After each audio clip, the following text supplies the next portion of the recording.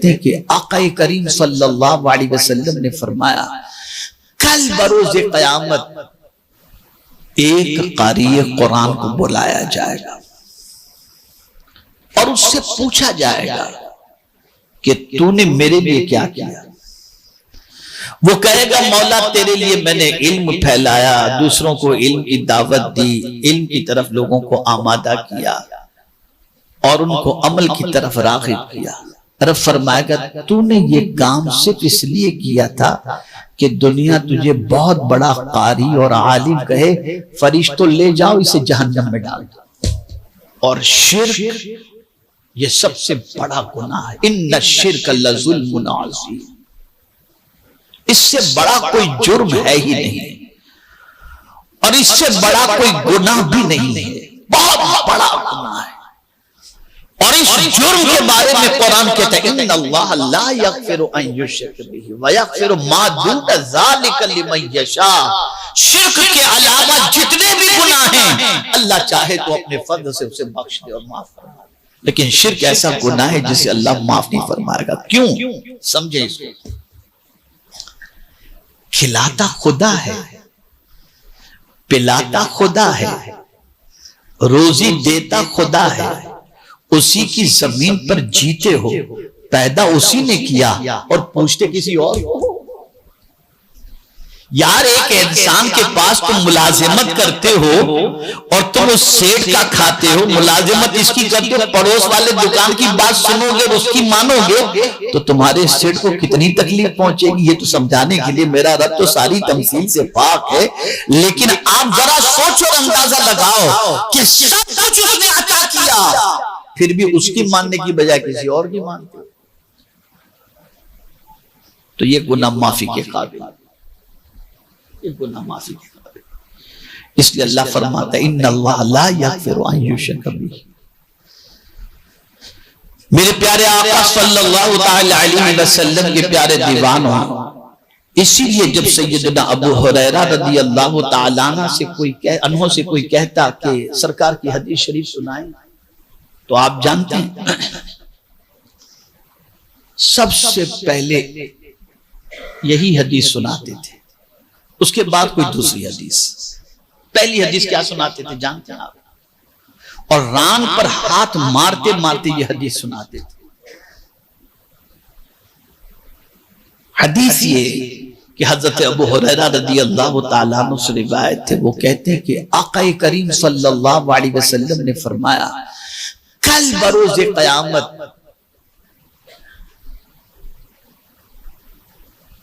ایک قاری قرآن کو بلایا جائے گا اور اس سے پوچھا جائے گا کہ تو نے میرے لیے کیا کیا؟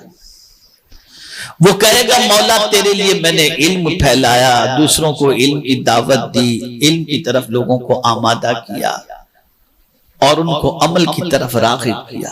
رب فرمائے گا تو نے یہ کام صرف اس لیے کیا تھا کہ دنیا تجھے بہت بڑا قاری اور عالم کہے، فرشتوں لے جاؤ اسے جہنم میں ڈال دو۔ ایک سخی کو بلایا جائے گا اور اس سے کہا جائے گا بندے تو نے میرے لیے کیا کیا؟ وہ عرض کرے گا مولا تیرے نام پر میں نے اپنی دولت لٹائی، راہ خدا میں نے خرچ کیا اور اتنا مال میں نے تیری راہ کے اندر خرچ کیا۔ کس لیے کیا تھا؟ مولا تیرے لیے کیا تھا۔ کہا نہیں، تو نے اس لیے کیا تھا تاکہ دنیا تجھے سخی کہے، فرشتوں لے جاؤ اسے بھی جہنم میں ڈال دو۔ ایک شہید کو بلایا جائے گا، اس سے پوچھا جائے گا تو نے میرے لیے کیا کیا؟ وہ عرض کرے گا مولا راہ خدا کے اندر لڑتے لڑتے میں نے تیری راہ میں جان دے دی۔ رب فرمائے گا تو نے یہ کام اس لیے کیا تھا کہ دنیا تجھے شہید کہے، فرشتوں لے جاؤ اسے بھی جہنم میں ڈال دو۔ یہ حضرت ابو ہریرہ پہلے نہیں، اس میں شرک اصغر ہے۔ شرک اصغر کس اعتبار سے کہ کر رہے ہو تو اچھا کام لیکن بدلہ انسان سے چاہ رہے ہو، خدا سے نہیں چاہ رہے۔ تو جس کی بات مان رہے ہو آج کے طلبگار بھی اسی سے رہو۔ انسان ہے تو کر کا دے دے کے کیا دے دے گا اور خدا کیا دینے پر آئے گا تو مالا مال فرما دے گا۔ اسی لیے انبیاء نے تبلیغ کبھی اجر انسانوں سے نہیں مانگا، ان اجری الا علی اللہ۔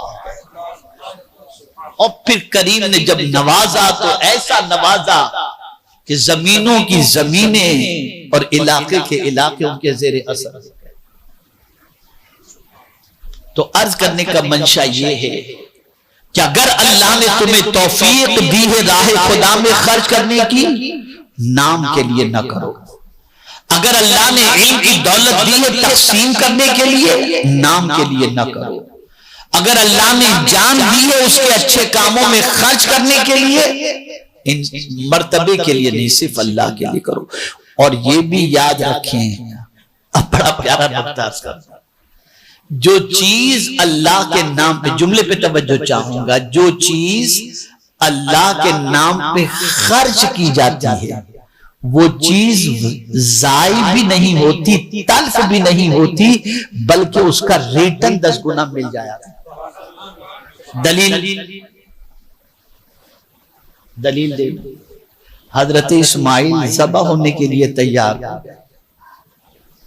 اللہ نے ایسی زندگی عطا فرمائی کہ انہی کی نسل سے مصطفیٰ جان رحمت پیدا ہو۔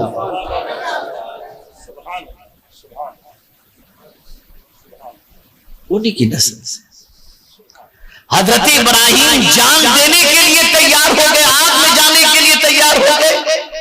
اللہ نے ایسی زندگی عطا فرمائی کہ خود حضور صلی اللہ علیہ وسلم کہتے ہیں میں تو دعائے خلیل بن کر کے آیا۔